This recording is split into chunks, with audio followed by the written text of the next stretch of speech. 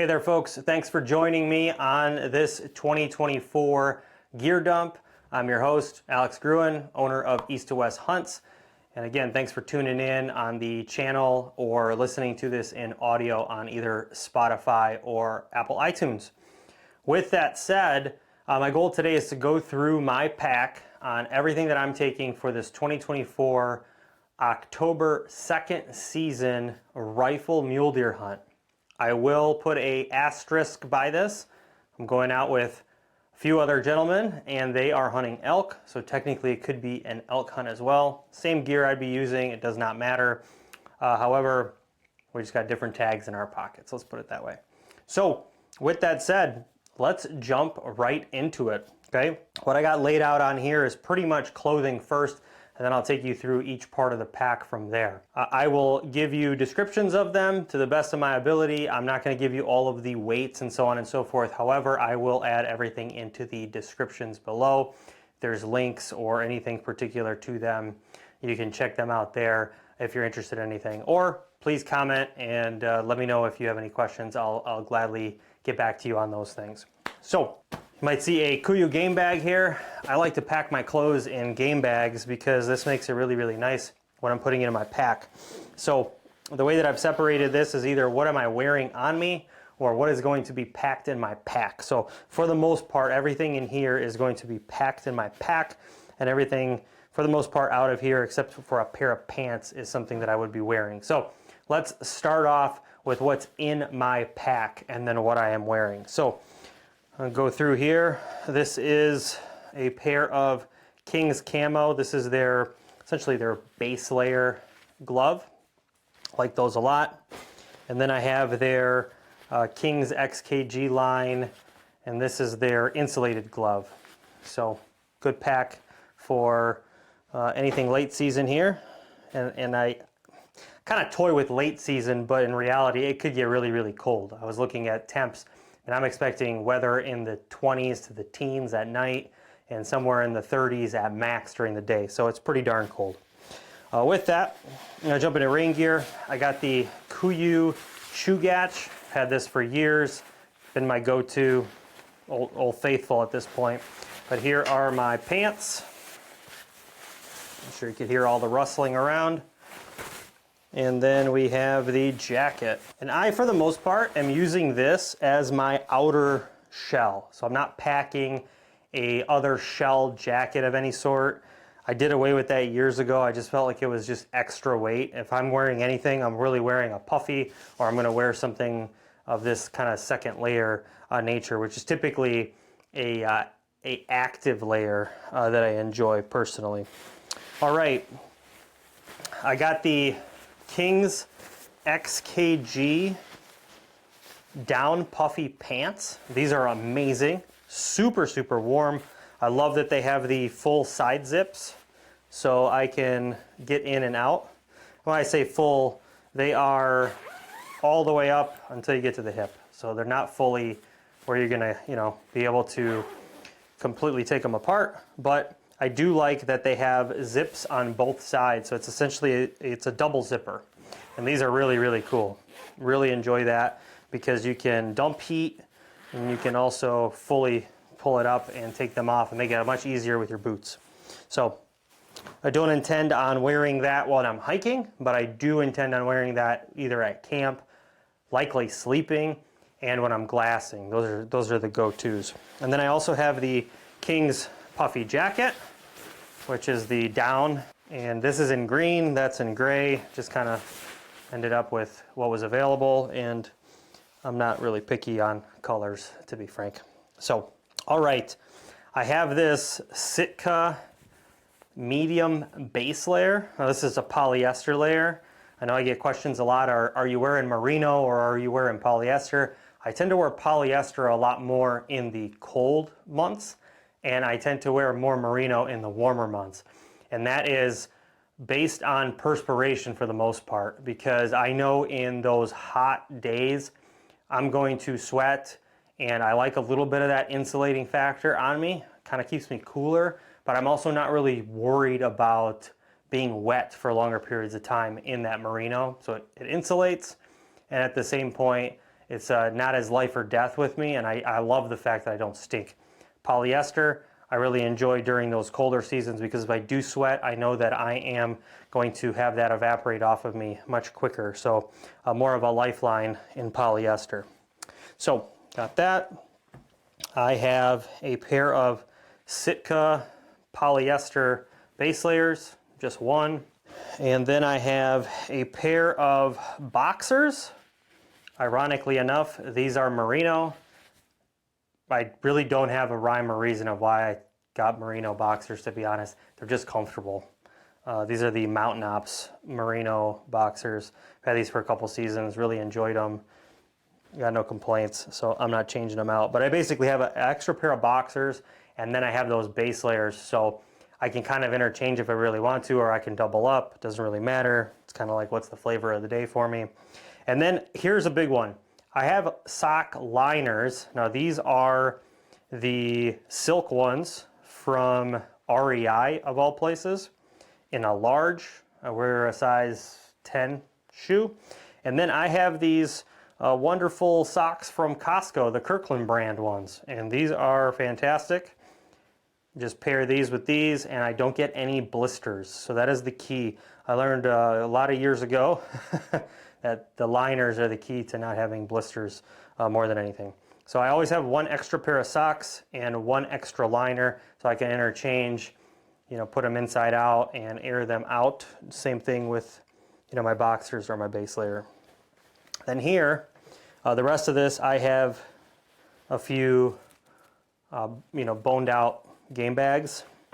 And ultimately, how the pack is set up, I know I'm kind of getting ahead of things, but how the pack is set up is I enjoy using this for extra clothing, and then I'll put some meals in it. So when I get to a camp, that'll kind of change order of things of what I need in my actual pack. But until I get to my main camp, that's really how I organize it. I use these game bags to flatten things out. That also helps out if I have too much stuff as far as just size or volume. I can always use my load shelf on my pack and use one of these game bags, and that way that game bag almost emulates like if I was to have meat in it and some extra carrying capacity. So got those game bags there. All right, what am I wearing on me? I'm gonna throw out there, I don't know which pair of pants I'm gonna be wearing yet, depending on temperature. So this might be in my pack, or I might just stay at base camp, depending, because I can likely run with just one pair of pants. However, these are the Wrangler ATG cargo pants. These are $26 of an investment and a hell of a beating. So these are amazing if you want a cheap pair of pants. They're thinner than what I would say my attack pants were, but feel very similar, and they're stretchy. And I just don't feel bad wearing them or beating the snot out of them. So a real good deal there. This is my favorite belt. It is a reversible Under Armour gray black belt. I use this every day, so I'm gonna use it for another everyday piece. I have another pair of sock and liner. This is what I'll be wearing. And then these will be technically my boxers that I'm wearing on me. So again, I'll interchange, throw those there. Okay, since it is rifle season, we're gonna have orange. So depending on the temp, a lot of times I actually like to wear a hat, and then I like to wear a beanie over. So this is just a Mountain Ops orange hat and one of my East to West Hunts beanies, insulated one, which I really like for, I really like this for glassing, and I like it for sleeping because it keeps my head warm and I don't lose a lot of heat. So check these out on the website, east-to-west-hunts.com. Get yourself one, very nice. All right, this is the base layer that I will most likely be wearing. This is the Sitka polyester again, but this is their lightweight one. So I got the medium weight and I got the lightweight. That way it just makes it easier depending on temps and whatnot if I want to change out of them. But for the most part, always have one on me and one in the pack, and I can swap them out, or I'll have one at camp and one on the pack. But you get what I'm trying to say. This is the Mountain Ops Blaze orange vest. Don't think they sell this anymore, or I haven't seen it, but I did get my hands on this when they had it. I was really looking for a blaze orange vest, and to be frank, KUIU was not making one at the time, but I wanted to get the guide jacket as a vest, and this is pretty much the same thing. It's got the fleece backer, and it's a vest, and it's the same soft shell material. So remember I was saying I'm not wearing a soft shell? Well, this is technically a soft shell in itself, and I have to wear it, so I might as well take this and double up and get a little bit of extra warmth on me. These will likely be the pants that I will be wearing versus what will be packed. And these are the Stone Glacier de Havilland pant. And then I also have the knee pads for them as well. So these will go in them, and that way I'm not feeling too worried about the, you know, being on my knees in the snow, or if I'm, you know, crunching some twigs or cutting branches for our camp or whatever the case is, I'm not too worried about it. So having knee pads is really, really nice. All right, lastly, gaiters. Gaiters are a must, especially if there's gonna be snow. So these are killer. However, I will say, I just wore those de Havilland pants for like a 4-mile hike, and the DWR treatment on them was fantastic because it was raining the entire time, and it was pretty much like they were waterproof. I mean, it was beaded up the entire time, never soaked through. So that is a big win. I was very impressed with that. However, tying that in with these Stone Glacier gaiters, very much a nice add. So for, you know, if you're going through streams, creeks, or a lot of snow, highly recommend these. All right, so let's talk optics now. I put pretty much everything that I would carry in my optics aspect here. One of them that's an addition is my wind detector. This is just something that I keep on my bino harness, so this is technically part of my optics kit. But with that said, trying to go as light as possible on this trip because I really don't know what to expect as far as how much snow we're gonna get, and I don't really know all of the camp scenarios yet because we do have multiple guys, and we're setting it up as we are going to have a base camp being a actual like wall tent and cots and the whole deal, and then we're going to have tents for spiking out. So I don't really know all of that scenario yet, but what I do know is I don't want to be packing a lot as far as my base weight with my pack. So this is where I land for this season. I have this Black Ovis tree line tripod. Now this thing it's sharp. It's very, very small. It's literally a foot in size. So this is tiny in perspective. You do get this little tiny clicker thingamajig. Basically, it's for your camera. Digi-scoping. If you're digi-scoping, you can click on the little button and it'll start recording for you, whether it's pictures or video. So I will not be taking a phone scope on this trip. It's actually a trip that I am not doing any videoing for filming or anything, which in some way, shape, or form, I'm very ecstatic, but I can get away with a very, very lightweight tripod. So this is less than 2 pounds and 12 inches. So that's amazing. With that, my trusty rangefinder. This is the Leica 2000B. Fantastic rangefinder. I've never had any issues. Readouts are very, very fast and clear, and definitely a go-to for me. Binocular of choice for this trip will be the Swaro ELs. These are very, very trusty Old Faithfuls for me. They are magical. I know everybody talks about the NLs, but I really have no reason to leave those because of just how good they are. And then my spotter, I really fell in love with this spotter last season. I just loved the weight of this thing.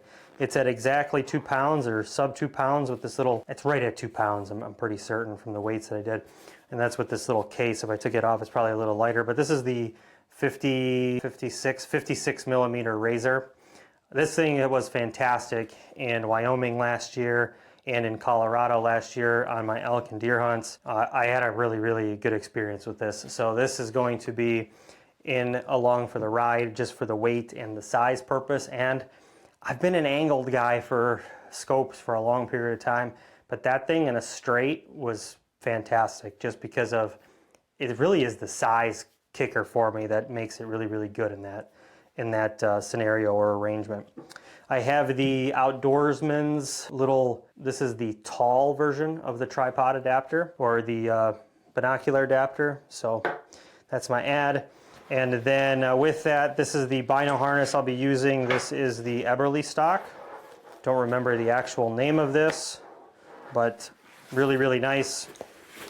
Fairly lightweight. It is magnetic.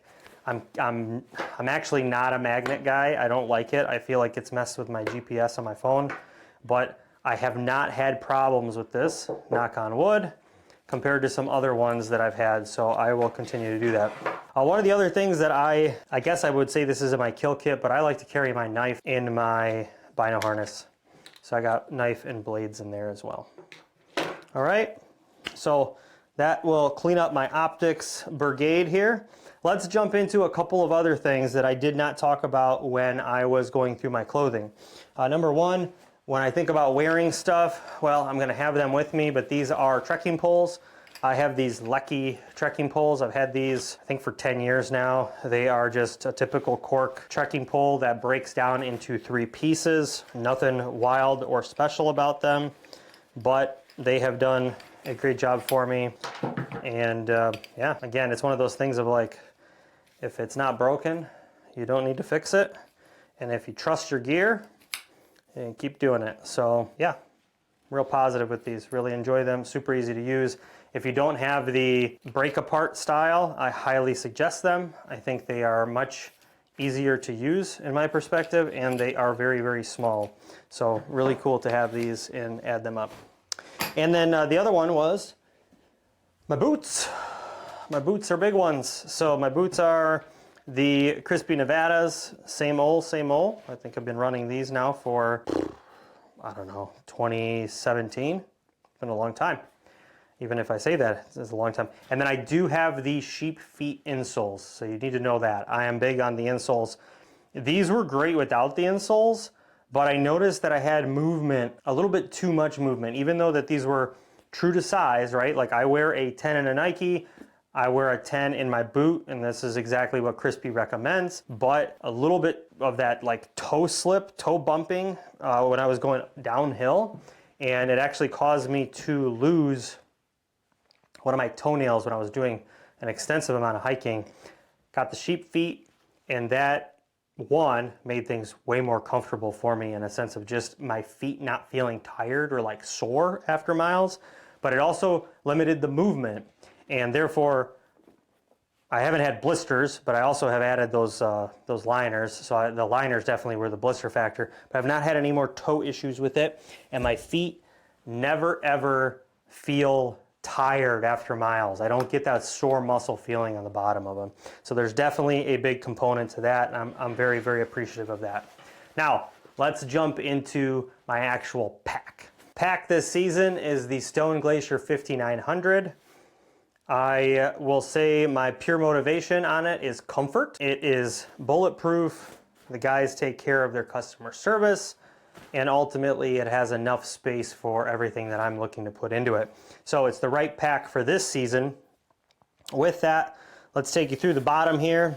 The first thing that I have, this is the sleeping bag, and this is the Outdoor Vitals Summit -15 degree down bag. Now this is my favorite sleeping bag. I have numerous sleeping bags. This thing, -15 degrees, fluffy as all get out, draft collar, comes with its own actual, whatever you want to call this little bag. And it's a waterproof bag that you also can, cinch down and get the air out. It's not as tight as possible right now. But I really, really love this. It's well thought out, and it's direct to consumer, great price point. I highly suggest you get yourself one of these if you don't have one. And yeah, check out the link in description because they are one of my faves. All right, seek outside.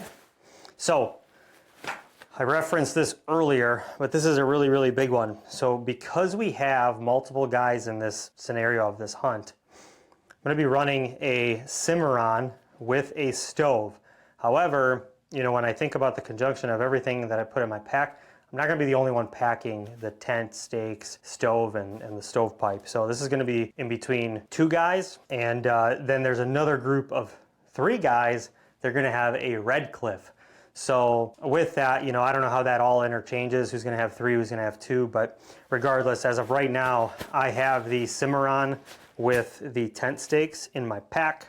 And then I also have the stovepipe and the actual stove itself. So this is a little bit more on sizing, but if you split it in between a couple guys, it's really, really manageable. And frankly, having heat in the cold is going to be a key component. So I love all of this stuff, and the reasoning behind it, it just makes sense for this season's hunt. So I'm gonna toss that over here. The other one is I have a Seek Outside. It's essentially, this is a ground sheet. This ground sheet is to help so you don't get any punctures in your sleeping pad. And well, that's a big one because we don't want a punctured sleeping pad. Great ad there. Did need a saw for this season just because we are going to be obviously needing wood. So this is a tiny little, it's called a Flora Guard. I mean, it's tiny. It's, I think, 9 inches, perfect size. 8 or 9 ounces. It's perfect for what I need. All right, some of you might laugh, but this is my first aid kit. I am not a big, like, I'm all about space and being lightweight. So I'm gonna take exactly what I need. This just has Band-Aid, Neosporin, ibuprofen, some gauze. I have some soap suds in here for washing my hands, some Dayquil, some NyQuil. I mean, really simple stuff in here.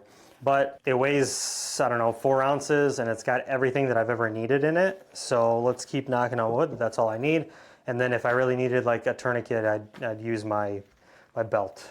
REI Flash. This is just a trusty old pad that I've really enjoyed. This is a 5R value, which is really why I'm taking it. It's a little over a pound. It's 1 pound 3 ounces, so it's a little bit heavier than some of the other pads that I would typically take.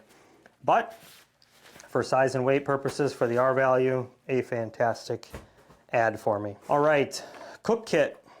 Cook kit is the Toaks 550. So if you've not seen the Toaks, Toaks is really like a ultralight hiker's dream, but I'm a big fan, recommend this to clients all the time. So again, if you're tuning in on audio, highly suggest you jump and watch this on YouTube or on Spotify, just because you can actually see all this stuff. But I got the little BRS stove, got a little cheapo Bic lighter from the dollar store. Probably actually need to go get another one of these because I've used this for like 2 seasons now. I got these little 3.5, 4 ounce cans. This is a brand new one. And then the little stove pot. So that's it. I mean, there's really nothing to it. This really does not weigh a lot. And it's so small. I mean, that's just the key component. As far as lightweight and small, you really can't go wrong with it. So big fan. I did our 100-mile hike this year with it as well. So we'll keep utilizing that. The only other thing that I have in my pack here, I have like a rain fly for my pack. This is the Stone Glacier rain fly. I'm gonna keep it. It adds a few ounces, yes it does, but I'd rather just not have everything soaked. So that's with the pack. Take the pack down, get that off. All right, what else do I got here? My water filter of choice this season is the Grail. This is the bottle style filter. If you have not seen these, it is a little bit heavier. So I have had the Platypus Quick Draw. I know some people really like the Sawyer squeezes. I got the Katadyn Hiker, which is like an actual pump. That's probably my all-time favorite. But for weight and actually being able to take more water, I'm not using a bladder. I'm just gonna use smart water bottles and this Grail. The Grail was great this season. I really enjoyed it so far for all of my outdoor stuff that I did. So it's going to be a great ad. So I'm looking forward to that. However, I am Mr. Double Down insurance policy. So no matter what, I always carry this Aquamira Part A and Part B aspect. So you might ask, like, okay, well, you got this great filter, why do you need this? I don't know, it's an insurance policy for me. This weighs next to nothing, it's like an ounce. And for me to know that I can put some stuff in my water and let it sit and really make sure there's nothing wrong with, you just never know with these filters if something goes wrong. However, again, this season I did use this without any of these things and it was perfectly fine. So not to freak anybody out on that part, but I am just telling you I am one of those paranoia guys. So let's toss that. All right, let's jump into, oh, here is my actual pole for the Cimarron. So not to forget that, that's a big add. All right, I got this little toiletry kit. This is just a little Sea to Summit waterproof, like a dry bag. And in here, I have half a roll of TP. Okay, big about packing my toilet paper tight. I got a little tiny trowel. I do carry deodorant. It is unscented for all the freaks about scent out there. I actually just enjoy this, and I am somebody that can't get away with, I gotta use an actual antiperspirant. So it is what it is. I have a little 1 ounce toothpaste, toothbrush, and some more All Day Relief, which is like Advil PM, and some a leave-in here. So that's really all I have in this toiletry bag right now. The only thing that I will be adding to this that's not in there, but I made this as a reminder just for the video, I have been taking baby wipes ever since I started having kids. Once I had kids, I realized how beneficial these were. And I mean, they're fantastic out there. I feel like a new man being able to wipe myself daily with some wet wipes. So I usually take like 20 to 25 of these, pad them down really, really tight, and put them in a Ziploc bag so that way the moisture stays in there. And I've never had any problems. I actually went hiking this year and had my last year's wet wipes in my bag, and they were still wet in the Ziploc bag. So moral of the story, they don't get dry in your Ziploc bag if you actually utilize it correctly. The last but not least, I have, we can call it the kill kit, but I actually carry this in my bino harness again, just like my knife. So I have 2 gloves, and I have couple zip ties for my tags, and that part is in my bino harness, as I mentioned. The only other stuff that I will have this year, so because I'm not filming anything this year, I don't need extra batteries, I don't need extra cameras, and I certainly don't need heavier or more power banks. So typically I would have a solar charger, and I'd have 1.5, maybe 2 power banks. So typically, like, actually last year I had 2 20,000 milliamp battery packs. So this is a 10,000 milliamp. This is the Night Core. This is their 2nd gen. I forgot the name of it, but it's really, really good. It gives me about 2 full charges on my phone. So if I can get 2 full charges on my phone, and one of my buddies is going to have his solar charger with him as we kind of swap weights and whatnot. And then I just have my USB-C cord because this charges the battery pack and my phone, all I need. Last but not least, my headlamp. This is the Night Core. I don't know what series this is, but this is an amazing little headlamp. It's super, super light. It has the main white, and then you have a red light on it. It's just so lightweight, and then it's rechargeable. So again, I can recharge it with my Night Core. However, I've charged this once, and I've been running this without charging it again pretty much since the spring, and it still has not run out of battery. So I think 1 juice on this charge is going to be great. And the very last thing that I have is my Outdoor Vitals titanium spoon. So this is for my food, which, speaking of food, I will do a separate video on food and some quick tips and ideas on what I'm doing and how that looks. All right, folks, last but not least, we're gonna talk the rifle. So the rifle, I have the Ruger American Predator in a 6.5 Creedmoor. I know, it's either your favorite or your least favorite round. It is one of my favorites, and remember, I'm hunting deer. So with that, this is a fantastic rifle. It shoots so well. I'm very, very impressed with it. I did add a muzzle brake on it. It shoots perfection, and with this scope, that is the Razor LHT, so the Vortex Razor LHT, and the up to 15 max power. I think it's like 3 to 15 by 44. Don't quote me on that. But again, I'll add that in the descriptions if you're interested. And then I always shoot. I've just had very, very good luck with these Precision Hunter Hornady ELDXs in a 143 grain. But again, I shoot that same ammo with every single rifle that I have, and it's been fantastic. So this whole thing, all in with my little legs here, is 8 pounds. So an 8-pound rifle, really, really awesome for me. I love it. I add, 3-4 rounds I think I did the math yesterday, 10 rounds was like 7.5 ounces. So pretty light, and that's all I carry. So I will have likely 4 to 5 rounds on me, and then I'll have 4 to 5 rounds in my pack or at camp. So with that, it's again a little bit of a lightweight factor for me, but having a lower or smaller caliber cartridge kind of a deal, it does help on the weight, and it does help on the recoil, and this thing shoots fantastic. I love the little dial here where I can just crank it to whatever yardage I want based on the ballistics that are put in here. So if you don't know anything about this scope, the reason that I really like it, whether you love Vortex or you don't, well, you do have to say the Razor line has been pretty solid. I have had no issues with any of their stuff, but this scope is a fantastic scope. It does have a ability to have illumination if you want it that way. I personally don't use that, but you know, to each their own. If you want to pop a battery in there and utilize that, you can. With that though, I love the fact that you can take your ballistics and you can basically send it to them or give them to Vortex, and they will actually have a third-party company put together this little strip.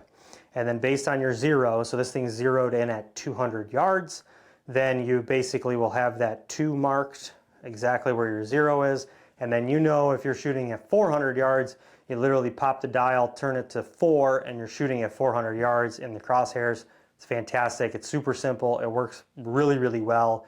So I have a lot of faith in this rifle, and that's the key component. You really got to trust your gear. I really, really trust my gear. I've utilized my gear. I've tested it, I put it in the paces, I've dropped it, I've done all kinds of different stuff. It just works, and at the end of the day, that's all that matters. So again, thanks for joining for this gear dump. If you have any questions, please reach out to me, comment on the video. Again, you can watch this on YouTube, Spotify, you can listen to this on iTunes. And then as always, please follow and subscribe. That'd be a great appreciation to me. And if you have anything in regards to tag applications or hunt planning, please go check out the website, book yourself a free consultation, and let's talk about helping you out on your next hunts. So that is at www.east2westhunts.com. With that said, thanks again. Till next time, remember to scout, hunt, and repeat. Thanks.